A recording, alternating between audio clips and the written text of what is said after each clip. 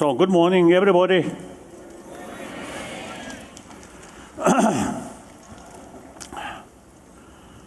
Brothers and sisters,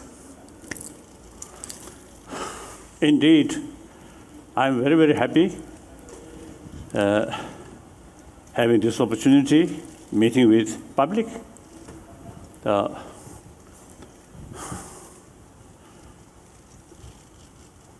Because I always talk how to create inner peace, irrespective whether believer or non-believer. Everybody wants happy life, successful life. So these goals ultimately entirely depend on our inner peace.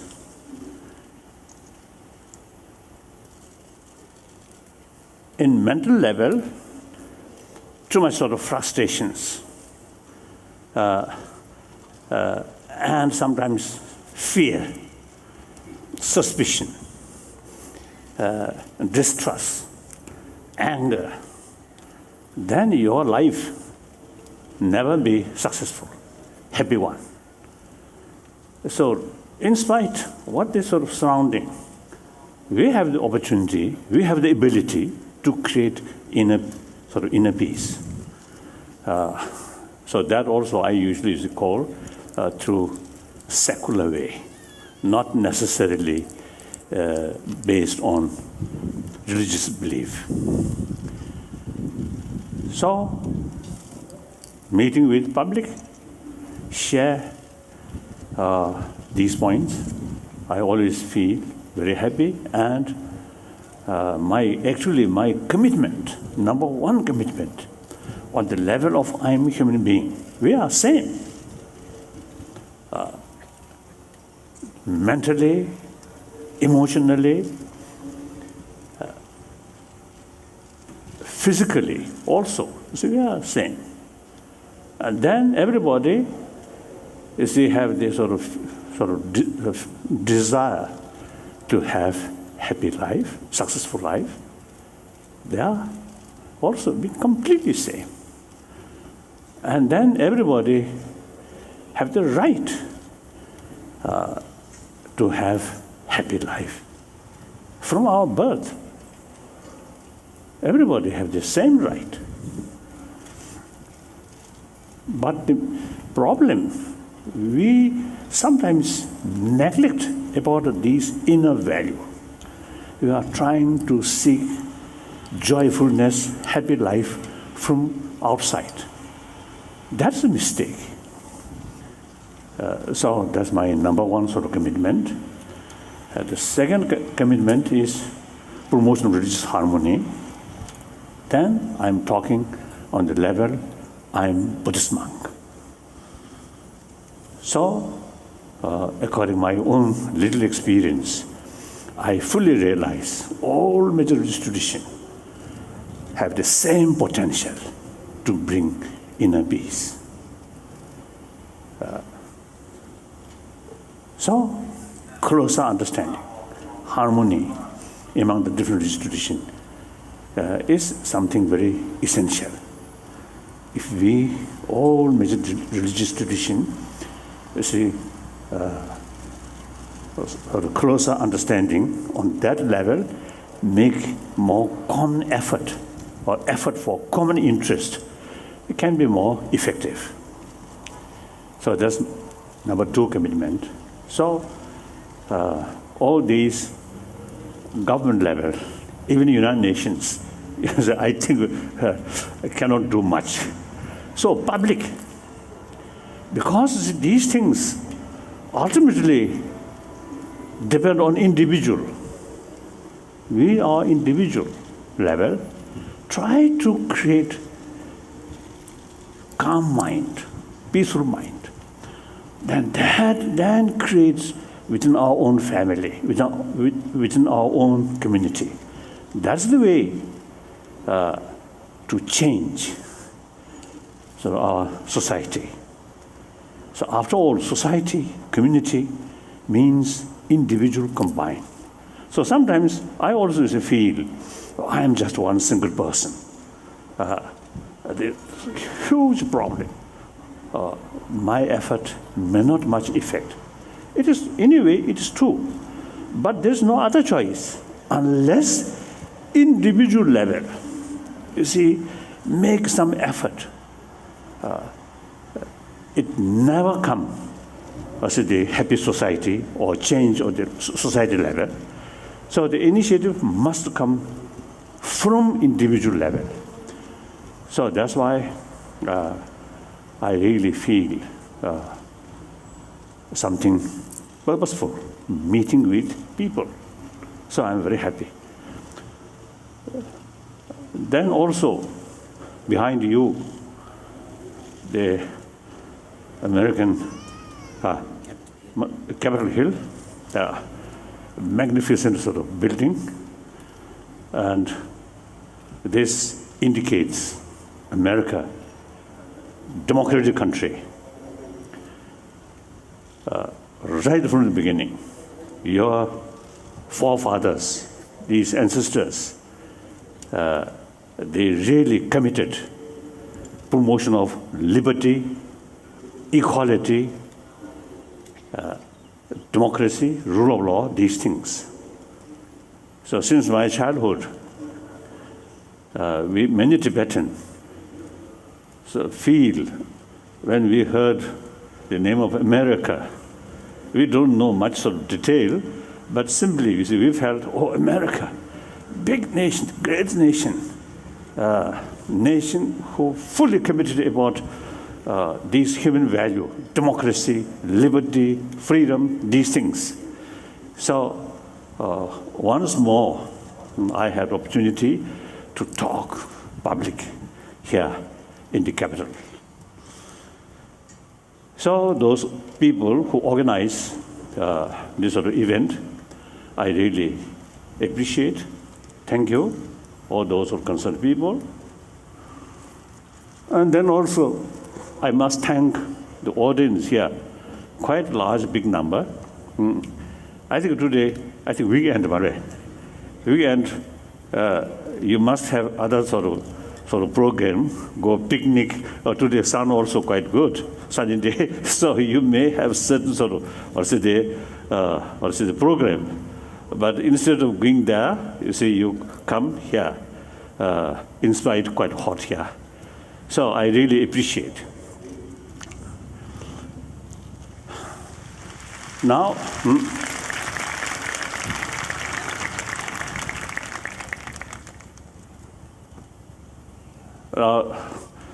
as usual, whenever I have talk, I never sort of prepared. So when I met people, then you see certain ideas, certain sort of thoughts, you see, automatically come. So here also, so the important self-confidence and optimistic sort of mental attitude is very, very essential. So I'm talking something about that. So I think that those people quite far away, I think now you already saw my face. Okay, now I'm going to sit here and talk. Okay.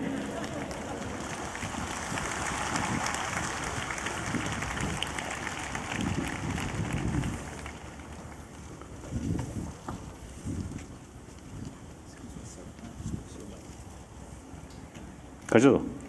군이 야인 거래. 가래. 가.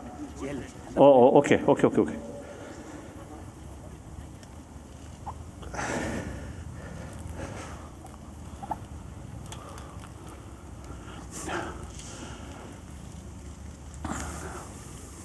Usually, this is my sort of what's a style, talking or meeting, always completely informal.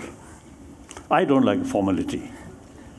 After all, the most important sort of event in our life is at the time of birth. at the time of death, these two most important sort of event, no formality. Just come that way. Then between there, too much formality. I feel, according to my own experience, too much formality becoming additional barrier to communicate, person to person. After all, we are same human being. So it is better to talk heart to heart. That I always do. So in case some people may feel, oh, my talk, too much informality, then sorry. Now,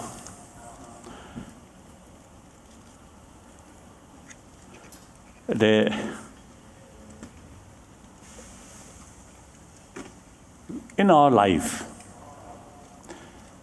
so some kind of problems always there.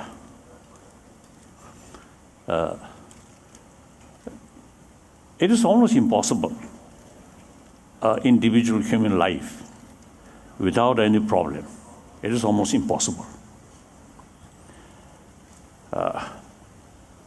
However, with a lot of problem, we can maintain peace of mind. When peace of mind there, enthusiasm, optimism come. So that we can do. Now here, actually, you see there are, among the problems or pains, there's two levels. One, sensorial level, mainly physical level. That, of course, you see some, for example, the physical illness, you have to take care. But then, another level of problem, painful experience, suffering. That's mainly mental level. So these two things, the mental level experience is actually more superior than the sensory level experience. Obviously, for example, you see some of these what call sports, right? Sports. You see, in order to become top, you see, they really, physical level, they really work hard. But then mentally, they already see some sort of target, some sort of what's the purpose. So the physical difficulties, they can even sort of embrace like that. I think another sort of example, the two patients, same physical illness, in same hospital, we can see differences. One, only concerned about the physical sort of pain, and mentally also too much concerned about that physical pain. That person, I think, much more unhappiness or painful experience.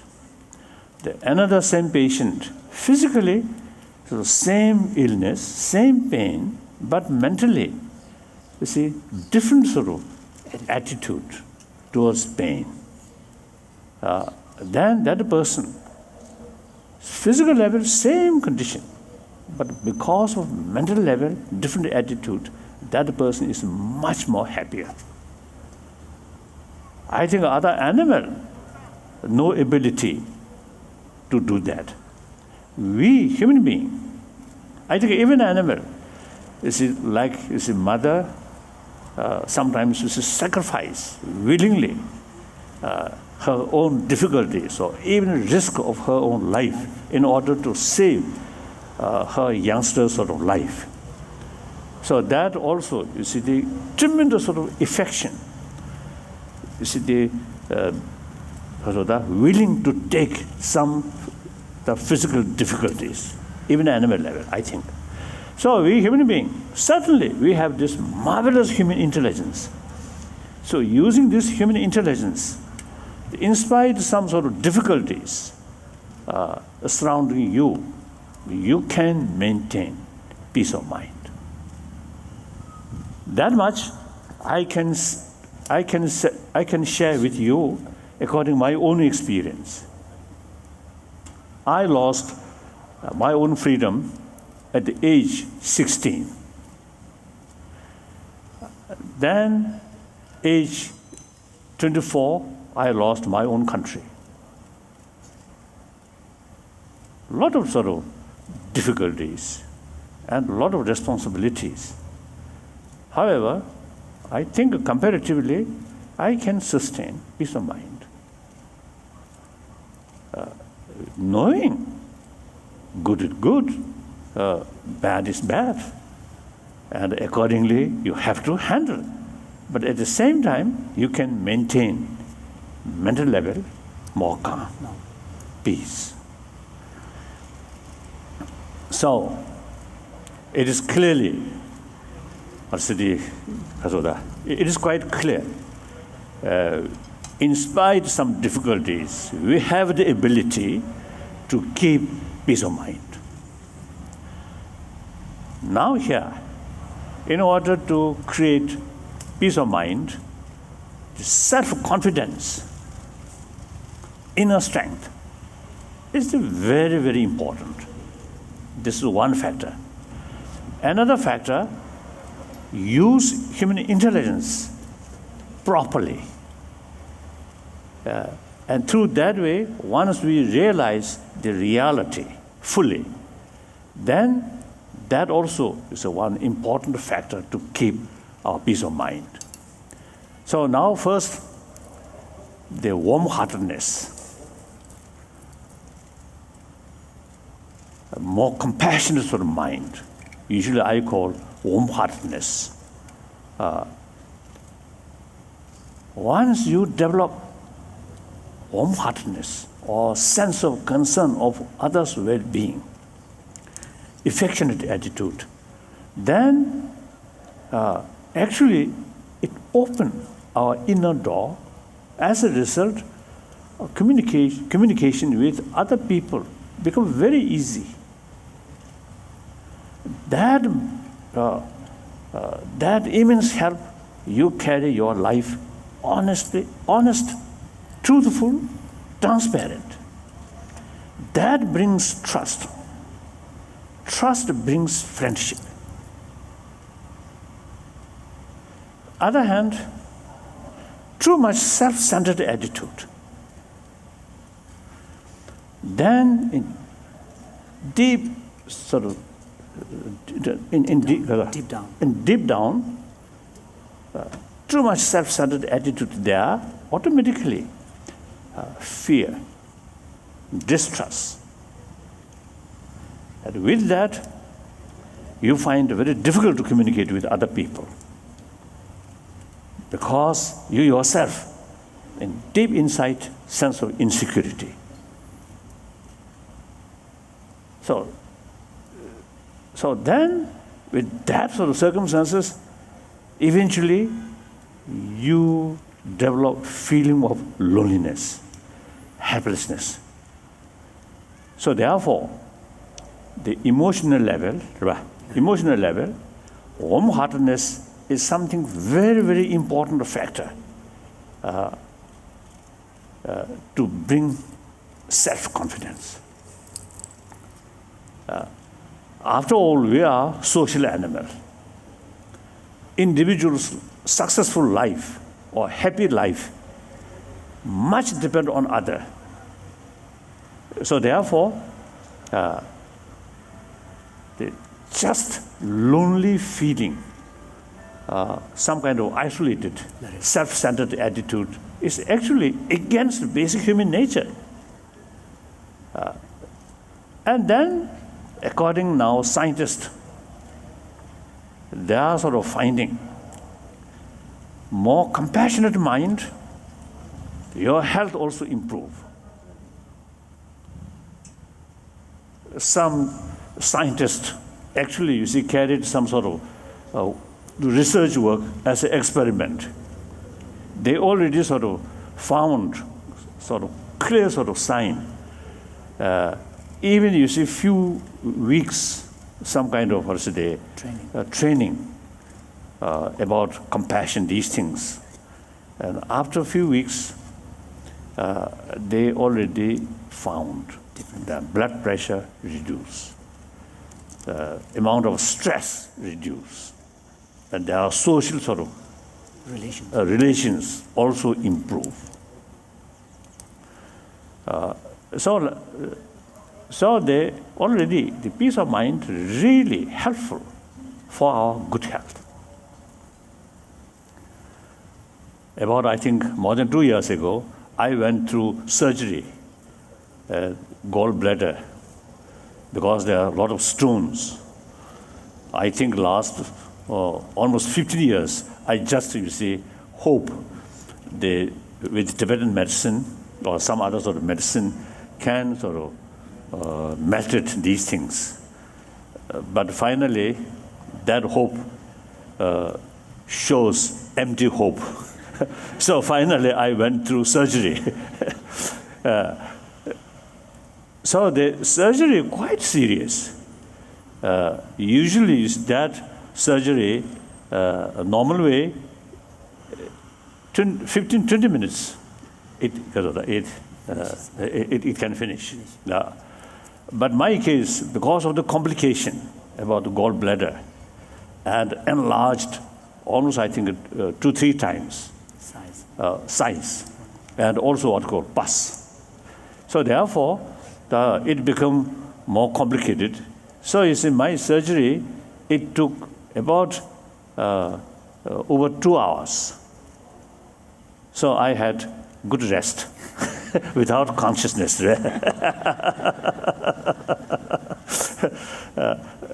So then, after I think 4 or 5 days, fully recover. So my doctor, the surgeon, you see, later you see, told me, your physical is very good. So even you see, one time, the surgeon, you see, told me, expressed to me this young patient. And then I told him, I'm not young. I already 73 or 74, like that. So then he responded, yes, he knows your age, but your physical condition, you see, looks like 60s, like that. So he called me young patient. So of course, you see, there is nothing special. I think my mental state, comparatively, quite peaceful.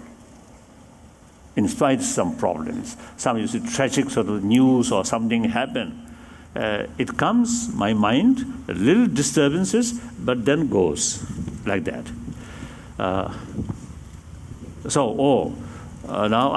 I must tell to you, the same person, same simple Buddhist monk, but differences of my previous visit and today, one difference is one important human organ missing now. So this simple Buddhist monk sort of body not complete now. So that's through my own experience. You see, peaceful mind really immense help to maintain health and recover. Very, very helpful. Sometimes the scientists say, too much anger, constant fear, actually eating our immune system. More open mind, more pleasant mind, really immense help to sustain our immune system.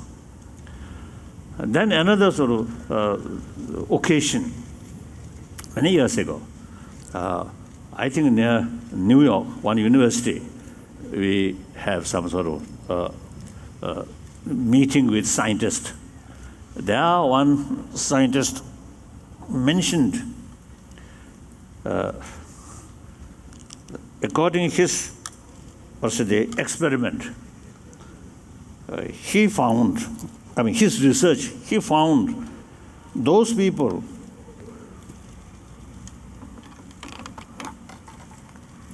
who often, they come, his or her mouth, the I, me, my, like that. So such people have greater risk of heart attack. Although he didn't explain the sort of system, reasons. Then I felt, it may be true, because the person who always come the word I, that's the reflection of his or her sort of thinking. So there are sort of the extreme self-centered sort of attitude. So the too much self-centered attitude, as I mentioned earlier, your sort of whole sort of outlook become narrow. So even small problems appears that narrow sort of mind looks unbearable. And sense of well-being of other people, then your mind becoming more wider. With that kind of sort of widened sort of mind, even serious problem appears not that much sort of unbearable or significant. So it really makes differences.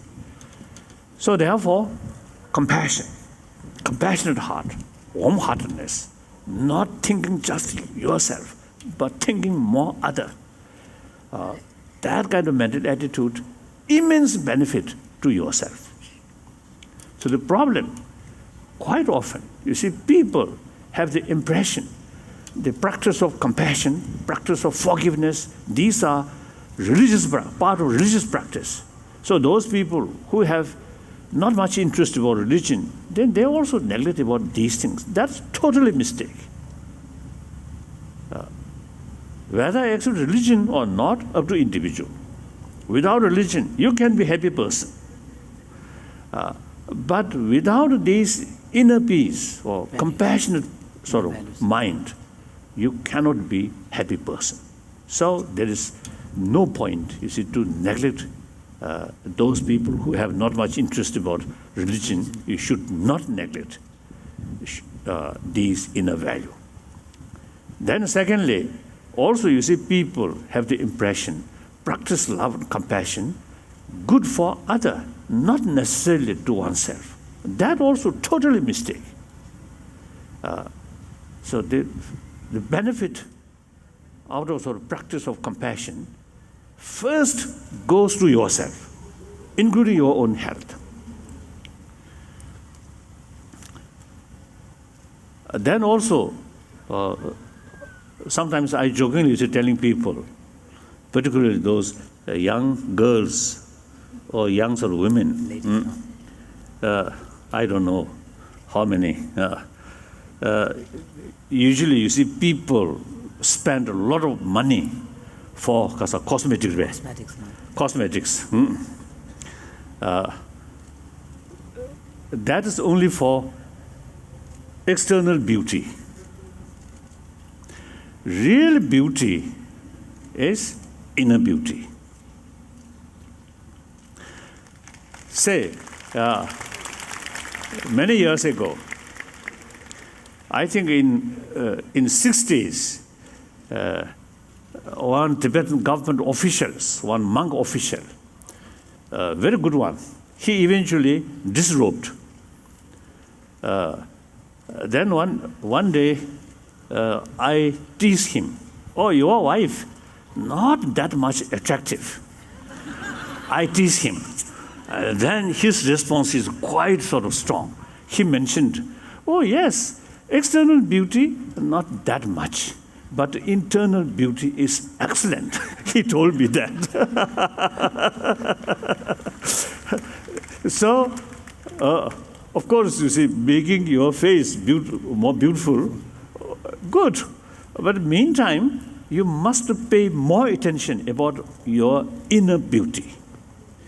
With inner beauty, you will find good companion, then the marriage will be long-lasting, happy marriage. Without paying much attention about inner beauty, only external beauty, you may find some sort of companion, some partner, but may not last long. Clear? So in any way, we human beings, I think we have one unique thing is our smile. Smile, there are variety of smile. Sometimes sarcastic smile, sometimes diplomatic smile. These, instead of bring peace or happiness or friendship, but sometimes fear, sometimes distrust. But genuine human smile is the expression of love, compassion, friendship. So genuine human sort of smile only come through warm-heartedness.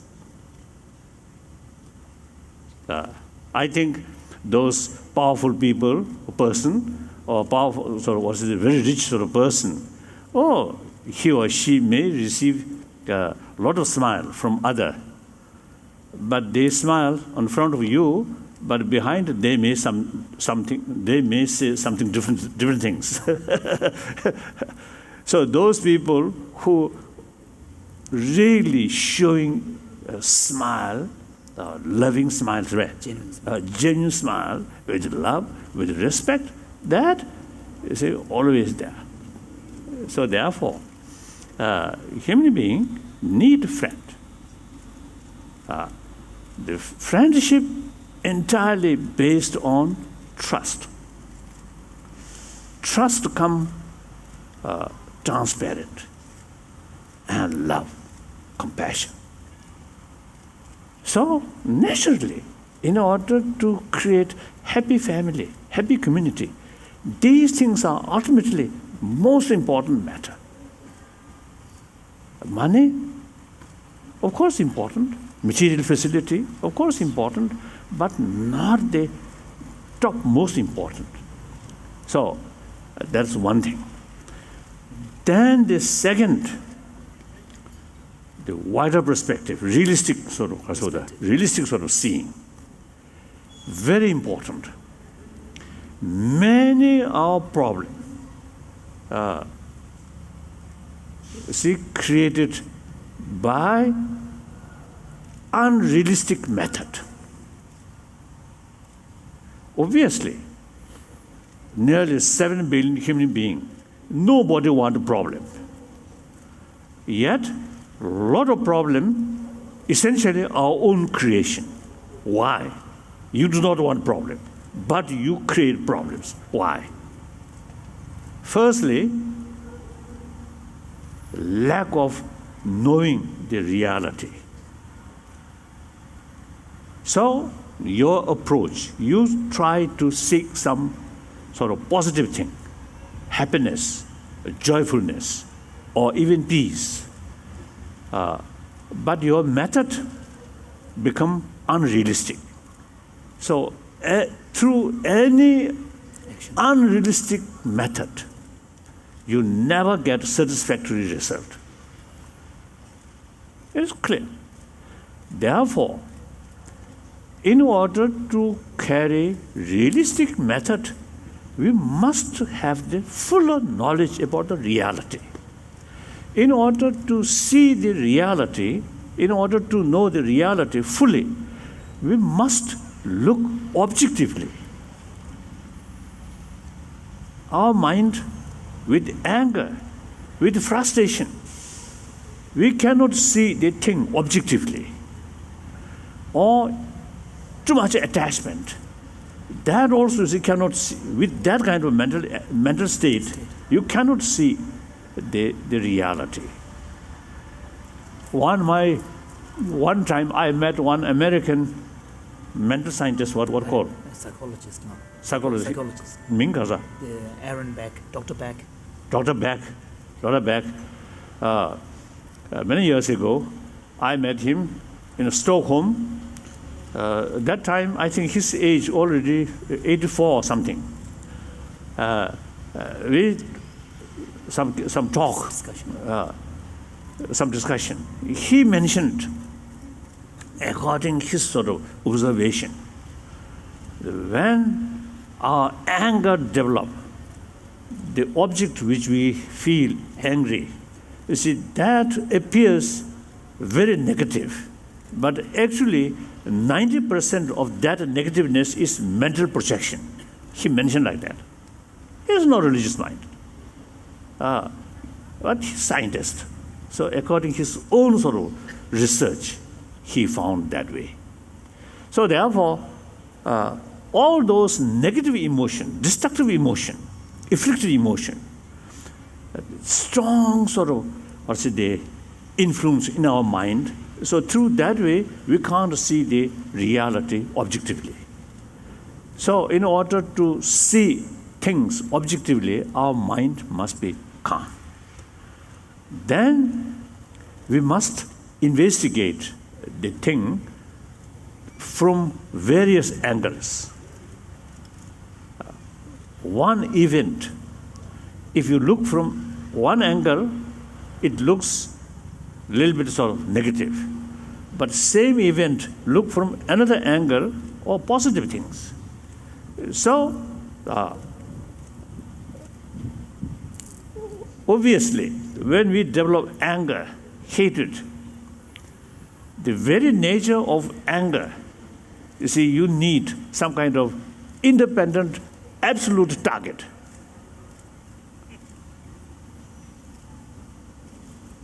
So, the negative things, something absolute. So then anger, hatred come.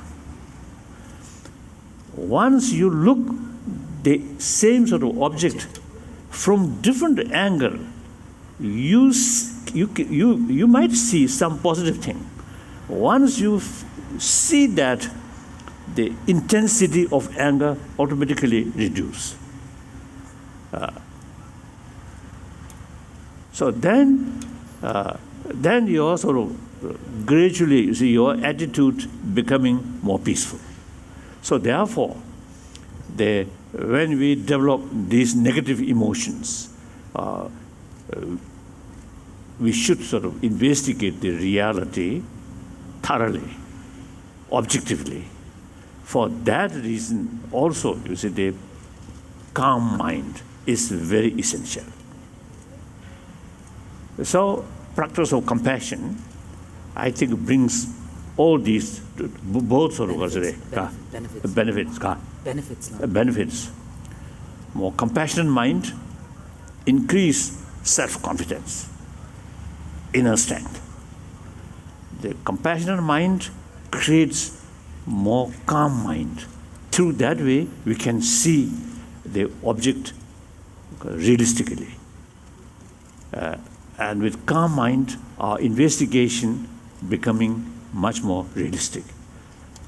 With fuller knowledge about the reality, then our method become a realistic method. So here is one sort of practices when we face some problem, and investigate whether there is possibility to overcome that problem or not. Then, through thorough investigation, when you realize now that problem, there's no solution, no way, no solution, no way to overcome that, then not much helpful to too much worry. Better to accept. Through investigation, there is sort of possibility to overcome that. Then instead of sadness or demoralize, make effort. So one sort of advice, one sort of text wrote by one Buddhist scholars in 8th century, he mentioned, when we face some problem, then investigate the problem. If that problem, there is possibility to overcome that, then no need worry. If that problem, no way to overcome, then no use too much worry. I think that's a very realistic sort of advice. So, calm mind, we can utilize these sort of method. So these are the a way to keep our mind more calm, more realistic. And then another thing, can we really develop warm-heartedness? The answer, yes. Why? Human basic nature, I consider gentleness. Recently, I met one Italian scientist, brain specialist in Australia. He mentioned, of course, among the audience, maybe some scientists, then if my sort of understanding mistake, then please make correction. According that is a scientist told our gathering, previously the scientists believe human basic nature is more individualistic. Selfish, no? Selfish. Selfish. Then now later they begin to find there are some sort of on this particle. Some part of the brain. Some part of the brain. Some part of the brain. You see, they found the potential of affection. So the affectionate attitude also is a part of human nature. He mentioned. Is it true? you should investigate. You should ask some knowledgeable scientist. He mentioned it at our meeting. So I shake hand. Now, as you scientists make me confirmation. One of the basic human nature is more compassion rather than selfish or aggressiveness, like that. So in any way, I think common sense.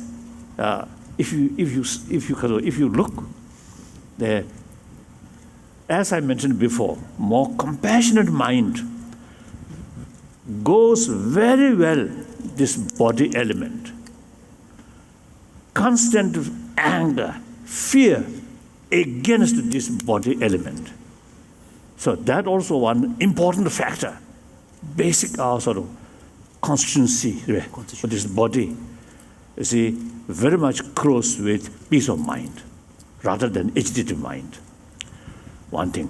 Then the way we born from our mother. Immediately after birth, the child side tremendous sort of affection, trust to the person whom give because of birth. At that time, child, no idea who is that person, but because of the biological factor, is it totally sort of relying on that, and so long that person hold you, you feel happy, safe. Mother side also. You see, immediately birth, born. It seems not very clean, but mother really she loves, really feel very precious. So therefore, that's our way. Biologically, we equipped affection. Without that, now for example, after again, some scientist told me after birth, next few weeks, mother's physical touch is the key factor for proper development of their brain. And then, so therefore, our biological factor, you see, we have the seed of compassion there. Now there are two levels of compassion I want to share with you. Compassion or affection, one biological factor. That's actually limited, biased, and a lot of sort of involvement, a lot of sort of mixed with attachment. Now with help of human intelligence, that compassion, biological factor of compassion, as a seed, with help of human intelligence, human awareness, that can increase, develop. further develop. So the biological factor of compassion limited only towards your friend. It much sort of much depend on their attitude. So the biological factor of compassion oriented about others' attitude, others' action. Now, with human intelligence, awareness, reasoning, we can further develop that. Then that compassion not oriented about others' action or other sort of attitude, but rather the person or himself or herself, or even further the sentient being itself. Like I think everybody knows, you see, God, also they make distinction, sins and sinner. God never forgets sin, but sinner always forget. Forgiveness. And forgiveness, yes. To sinner, God truly loves, very much concerned, not the sin. So here you see, make distinction. Sin is the action. Sinner is the actor. So make distinction. So therefore, here, the biological sort of level of compassion mainly towards action, attitude. So that kind of compassion cannot extend towards your enemy, your troublemaker, because that compassionate attitude much sort of oriented about the action. Then second level of compassion, not oriented the action, but the actor himself or herself, like sinner. So that level of compassion can extend towards your enemy, troublemaker. So now here we have to make distinction. As far as the wrongdoing, harmful action is concerned, we must oppose. We must take counter sort of measure. But the actor, or like sinner, that side, we must keep compassion or sense of concern of their well-being. We can do that. This marvelous human intelligence, you see, have such sort of ability to make distinction. So when we talk, all religious sort of tradition, talk, love, compassion, is the second level. Like you see, according to theistic religion, we all created by God, same source. One time I met one Muslim. He told our gathering, he told true Islam practitioner should extend love, compassion towards entire Allah's creature. Very much sort of same. All other sort of tradition, including Buddhism. See, they extend our love, compassion towards entire sort of humanity, entire sentient being, like that. So different reason, different concept, but the actual practice is same. So that love and compassion is the second level, with help of human intelligence. Further extend our love, compassion towards entire humanity, irrespective of what their attitude. So through that way, we can develop certain sort of attitude towards our enemy. Enemy, in order to practice patience, tolerance, you need troublemaker. Our patience and tolerance never can develop now, can be practiced. Never sort of develop towards our mother or towards God. So the tolerance, only the because of the time, the opportunity, someone create trouble, that's the moment of practice of tolerance. So therefore, from that viewpoint, your enemy is best teacher. Instead of sort of develop also the negative feeling, you must develop gratitude. Appreciation. Appreciation. Appreciation, like that. That does not mean you bow down. As far as the action, wrongdoing is concerned, we have to take countermeasure. But as a person, the actor's level, we must respect, we must appreciate. So these, if we use common sense, I think these are sensible method, you see, to change our attitude. Clear? So, as I mentioned before, we all, you see, same sort of, same human being, we all have the same sort of potential, same ability. So I thought, you see, some of my own sort of practice, and also, you see, with the help of some scientists or some practitioners sort of experience, I just, you see, share with you. So, think more seriously about this point. And those people who feel some of these points are sensible, then pay more attention and think more and eventually implement by yourself. Then those people who may feel now waste of time listening these things, and then in the sun, hot sun, right? Hot sun now. Hot sun, then just forget it. No problem. So, and then these things, according to my own experience, you see, even physical change need time. The mental change need more time.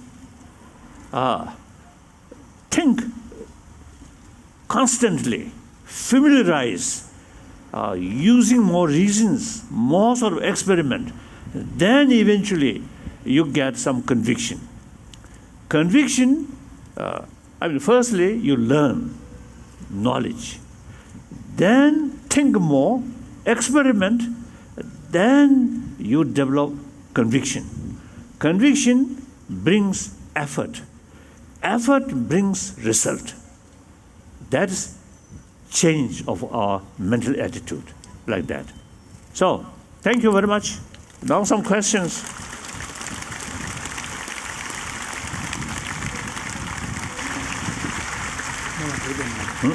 Ida, come here. Yes. Come here. All right, here I come. And down I go. I have some questions for you that people have sent in. So, the first one says, Your Holiness, I am 14 years old. As a youth, how do I keep my faith in the goodness of humanity and in achieving world peace when the world seems to be in such turmoil? I think the first part I already mentioned, but where? They want you to read it louder. Oh, louder. I'm sorry.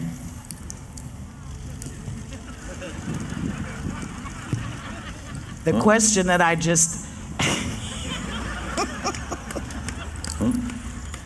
Better? Yes, I think better. All right. The question was, Your Holiness, I am 14 years old. As a youth, how do I keep my faith in the goodness of humanity and in achieving world peace when the world seems to be in such turmoil? First part I already mentioned. We have the potential. And use common sense. And also observe your neighbors, those people who more compassionate mind there, or in family, more compassionate sort of atmosphere there, the family, all family member much happier, and their neighbors also then, because of good relations, are much sort of happier. Then those family who may be very rich, very powerful, but lacking human affection, then even within their own family member may not be very happy. So that's one. Then second part, past century, 20th century, although I think the greatest century of human history, lot of sort of new inventions in the field of science and technology, much developed, really wonderful. And also I think new ideas, you see, like the human right or right for self-determination, these things, equality, these are, you see, I think much developed in the past century. But at the same time, among many historians, they say the 20th century eventually becomes century of bloodshed. That century, number of people who killed through violence, through war, over 200 millions. So I usually describe 20th century, in spite of some positive things, but century itself also becomes century of bloodshed, century of violence. That immense violence, including use nuclear weapons, if that tremendous sort of violence really brought better world, safer world, peaceful world, then that immense violence can justify. But that is not the case. Therefore, now we must look a different way. That means problem among the humanity always remain. And then on top of that, the global warming and also population increasing, like economic sort of crisis recently, these now there are sort of I'm a problem. So the only way when we face this problem, when we sort of try to solve this problem, at least is the man-made problem, when we face these things, we must adopt the realistic method in order to solve this problem. That's the dialogue. So I often telling, 20th century becomes century of violence. Now this century, 21st century, should be century of dialogue in order to develop peaceful century. So here I want to tell you, I think in 1996, I met the Queen Mother of England. Since she observed the whole century, so I asked her, since you observe a whole century, so humanity or world become better or worse or same? Without hesitation, she mentioned better. Then her sort of reason, when she was young, nobody talked about human right or right of self-determination. Nowadays, these things become universal value. She mentioned that. So then, of course, the awareness, importance of ecology, much sort of much increased. And then also, I think, feeling of fathom about violence, much increased. During the previous century, when you see nation declare war on their neighbor, considered as an enemy, when they declare, every citizen of the country, without the slightest question, joining war effort proudly. Now that kind of sort of mental attitude is completely changed. Since Vietnam War, this country, the anti-war movement, very strong. Many parts of the world. So they desire genuine peace. I think everywhere, very strong. So these are positive things. So this shows our future is hopeful. Now I want to tell you, the 14-year-old, isn't it? 14-year-old. I usually say telling my generation, now person who above now 50, 60, 70, I'm now 67. No, I mean 76. Just because of the opposite. 76. So my generation, I don't know, your generation belongs, my generation in any way belongs to 20th century. So people below 30, 20, these people belongs to 21st century. Yes. Yes. So I don't know, you belong which one. But in any way, this questioner, 14-year-old, you belongs 21st century. My century gone. So people who belongs 20th century now ready to say bye-bye. Now this young person, 14-year-old, you belongs 21st century. So as far as the 21st century is concerned, now only 10 years passed. Nearly now 11 years passed. So 89 years. 89 years yet to come. So these young people, you are the people who really make new shape of this century. So you must realize that, and in order to make new shape of this planet, you should have vision and determination, willpower. So please study well, with self-confidence, more optimistic attitude, and that, as I already mentioned, very much related with compassionate heart. So please pay equal attention about brain development and warm-hearted development. This is I want to share with you, so that you can be a really sensible, responsible person, and you can make significant contribution on this planet, and particularly in the United States. Now, I think Lincoln abolished slavery. Then Martin Luther King achieved civil right. Now you have an American black president. Oh, wonderful.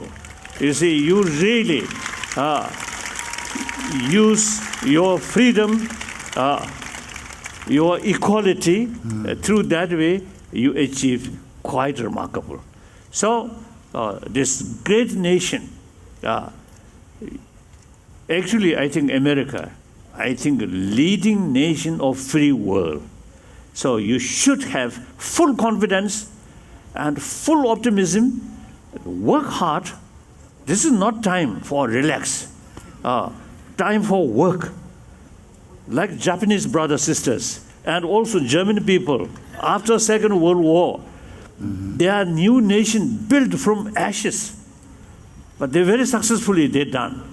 So some problems here and there, and particularly the global economic crisis, sometimes it's possible, a little bit sort of feeling of demoralized. That is a real failure. In spite of some problems, you should not feel that way. You should develop self-confidence. American made tremendous sort of contribution for world peace, for sort of world economy. Now in future also, you can do that. So with full confidence, self-confidence, you must work hard. That I want to tell you. Now, next question. All right. Your Holiness, as a teacher, how can I create a positive learning environment? Environment, yeah.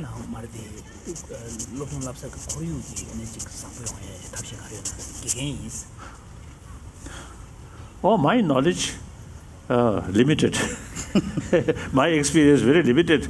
But I think, as I briefly mentioned before, ultimately, the individual really makes differences. So I really appreciate one teacher, having that kind of sort of feeling or concern. I very much appreciate it. So, firstly, equality somewhere.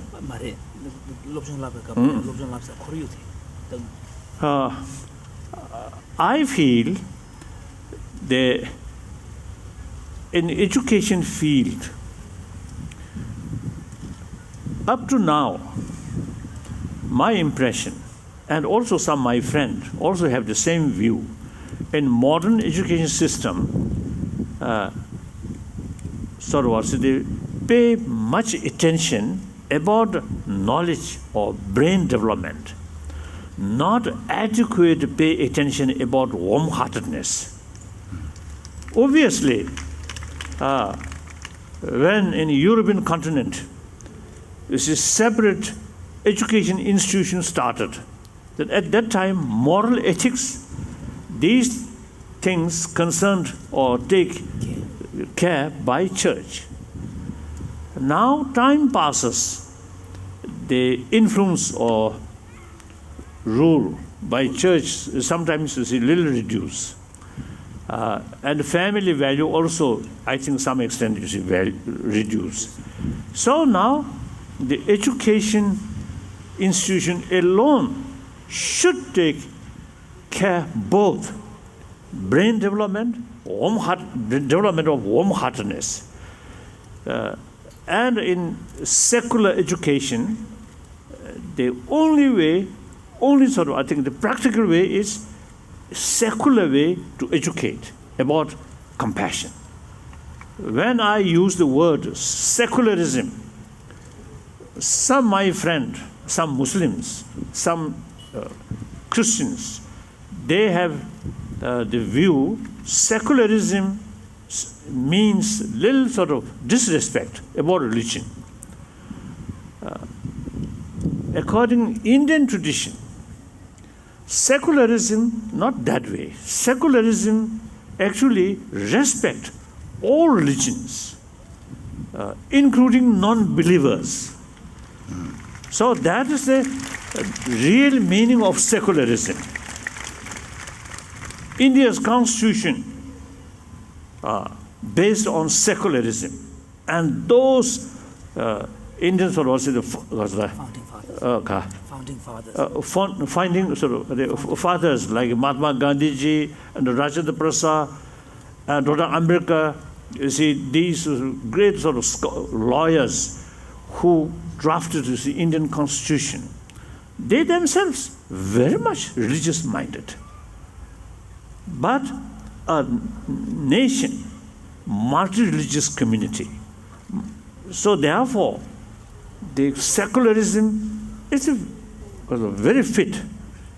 So therefore, now like America, or I think the whole world, becoming smaller, and itself like multi-religious sort of community. So I think the Indian sort of tradition, 1,000 years, this secularism there. So when I say secularism that way, not negative sense towards religion. And then maybe when the Bolshevik Revolution, French Revolution, during those periods, maybe some sense anti-religion. That not religion itself, but religious institution. Because at that time, the ruling party or elite very much sort of link with religious institution, religious people. So when they against, the ruling system, then they have to sort of against the supporter of that. So there may be some sort of indication against religious institution. Actually not religion itself. What is religion? Not ceremony or costumes. real religion is practice of love, compassion, forgiveness, tolerance, self-discipline. These are religion. So nobody can against religion. No. Religious institution, oh yes, even Tibetan sort of tradition, some religious institution, I think including Dalai Lama institution, outdated. So you see, that's something different. So real religion and religious institution more or less a social thing. So social change, these must change. But religion, 1,000 years in the past, I think they mainly human emotion, not much change. I think last few thousand years, emotion level, I think same. The modernity means external sort of change, not human emotion. Of course, the environment makes some sort of influence in our way of thinking. Even I think American in farms land, and those Americans who live in big city, I think their way of thinking a little bit different. That's the environment, due to environment, like that. But basically, same sort of level of these emotions. So therefore, religion is still very much sort of relevant, like that. All right. So secularism, I think so the teacher, when you teach student about the value of compassion, these not sufficient, not because of the sufficiently carried by word, but through action. So I don't know, see, this questioner sort of face, if you usually just smile, then should carry more smile with your student, not what's it, a stern face. When I receiving sort of teaching from my tutor, when tutor show me smile, affection, I have more enthusiasm to learn. Occasionally, my teacher looks a little bit sort of stern face. Then sometimes I a little bit demoralized, like that.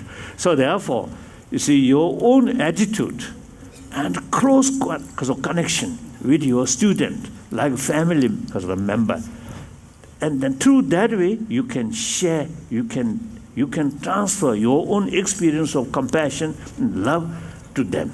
That's, I think, important. Thank you. Next question. And it's the last question, Your Holiness. This person asks, do you ever see yourself returning to Tibet one day? Oh, yes. Things are always changing.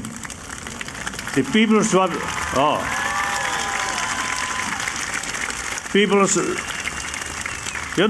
Republic of China, since Mao's Zedong's time, much change. I think if Chairman Mao, now recently, you see, they carry some celebration, 90 years, or what is the anniversary or something. Sometimes I feel if Chairman Mao himself return China today, I think Chairman Mao, I think much shock. Obviously, now today's Chinese Communist Party is a communist without communist ideology, a capitalist communist. So big change.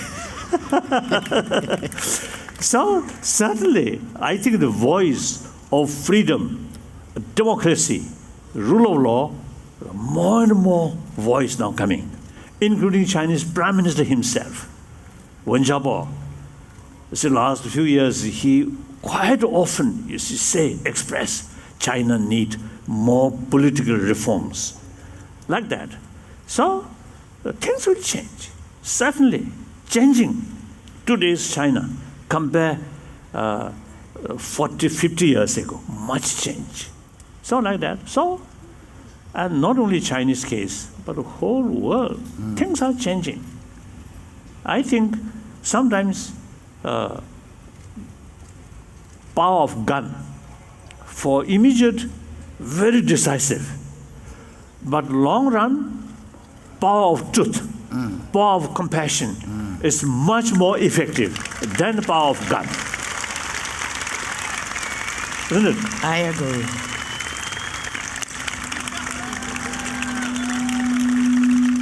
So I need to introduce Michael Fitzpatrick, but before I do that, I want to thank you for your words of wisdom, because... Oh, yes. Okay, yes, one question. What about all the people in power that are cruel and don't listen to us? what about all the people in power? People in power who don't listen to them.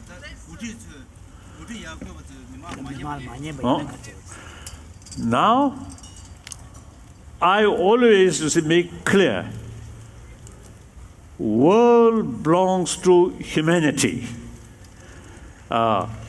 America belongs to American people. So they since country belongs to the people, so rule the country by people. The best way is democratic system. Now, firstly, when election take place, including yourself, you should think more seriously.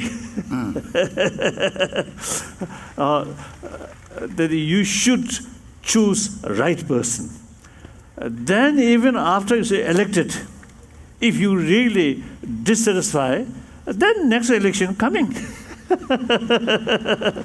Then also I think you have powerful two houses, and particularly because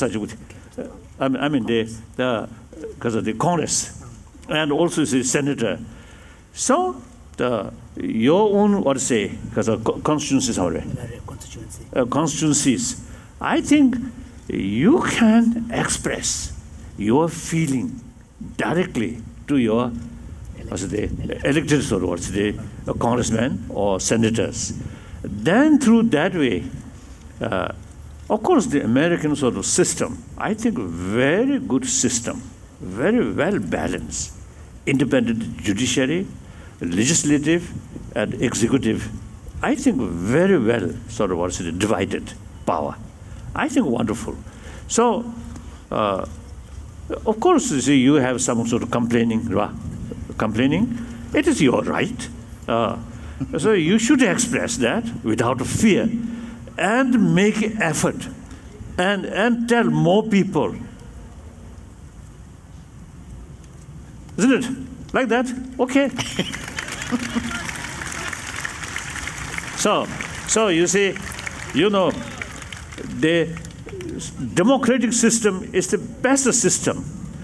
Therefore, my own case, last almost 4th century old Dalai Lama institution, who holds both political power and spiritual, that I felt outdated.